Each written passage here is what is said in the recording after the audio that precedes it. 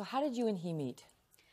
I was at a dinner in New York City one night with a bunch of friends, and I sat down at the table at an empty seat, and he came up behind me and said, "I think you're in my seat." And I recognized him immediately. It was Harvey Weinstein, and he pulled a chair over next to me and was very polite, very warm, very conversational. We started talking. He asked me what I did. We started talking about news, started talking about politics. He was complimenting me and telling me how impressed he was with how much I knew. And we were talking about presidential history. We both loved presidential history. It was this really warm, great conversation. And to, I was a local reporter at the time, to be able to talk to this huge Hollywood mogul and feel like you were holding your own in a conversation, it felt great. Mm-hmm.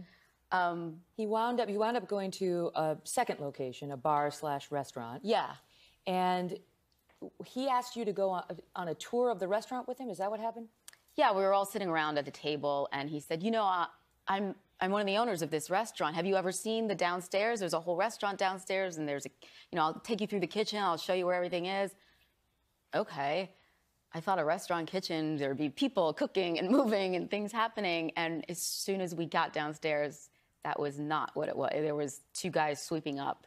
There was no one down there. And that's when I really saw the red flags and, oh, this is not good. You had a red flag go off, you say, because before you went on the tour, what did you say to your friend? Well, before I went on the tour, I said, "Hey, I'm gonna go take a tour of the kitchen downstairs. Harvey wants to show me the restaurant." And she looked at me and she said, "If you're not back in 10 minutes, I'm coming to look for you." Not because she knew anything bad about Harvey, but because that's what girls do when your friend is leaving with a stranger that she just met, a half hour prior. You're always gonna say, "Hey, I'm gonna look for you." I got you. Yeah. So you go downstairs and describe what you say happened. We go downstairs, there's like two guys sweeping up in a kitchen. He shoos them away. He tells them to go. And he says, "Let me walk you through." And we walked through this kitchen into like a vestibule where there were like bathrooms and a hallway, and the door out to this restaurant was locked. It was closed. And that's where he cornered me in this vestibule and leaned in and tried to kiss me, which I immediately rebuffed and said, "Whoa, whoa, whoa. I had no idea that that's what this was. I'm sorry, I have a very serious boyfriend and I'm not interested." And I thought it would end there. Mm-hmm. But that's when he blocked the entrance or exit for me and said, "Well, then just stand there and be quiet." And that's when I realized, oh. Did you know what was about to happen? No idea. No idea. I was completely shocked.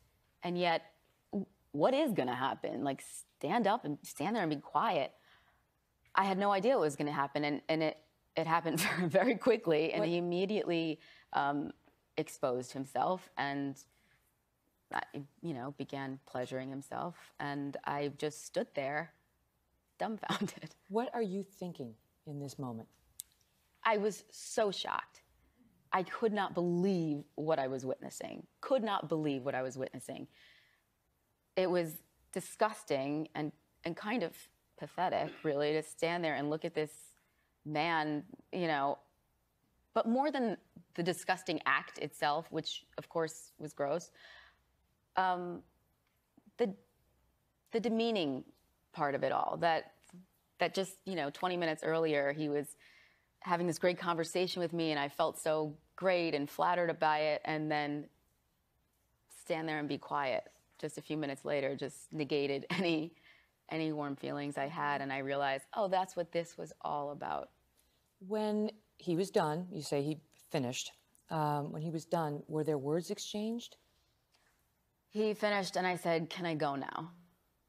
I was pretty annoyed at that point that he had... And what did he say? Blocked my way, and he said, "Yes, let's go. Let's both go." Did you think at all in the moment about getting out of there, pushing past him while it was happening? The truth is, yes. I mean, if I think back, I could have pushed past him.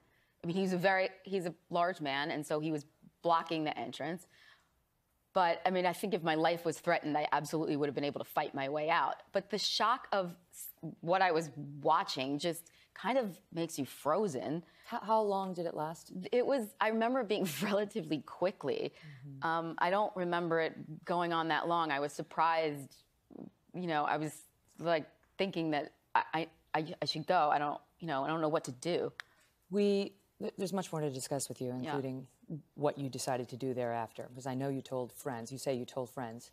We, of course, reached out to Harvey Weinstein about your appearance on our show. We did not get a response. But last week, he did release a statement, as you know, to the New York Times, saying, "I appreciate the way I've behaved with colleagues in the past. It's caused a lot of pain, and I sincerely apologize for it." Do you accept that apology?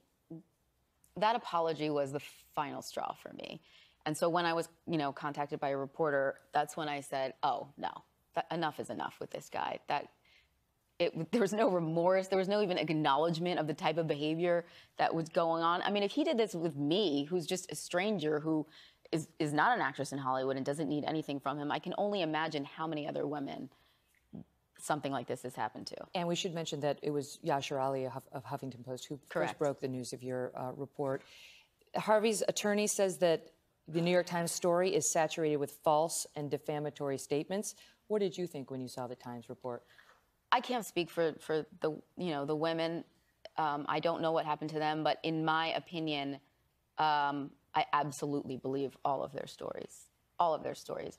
The casualness that he had, and just luring me down there and knew exactly what he was doing, that gave me the impression I was definitely not alone. I was definitely not the only one, and this goes on quite a bit, in my opinion.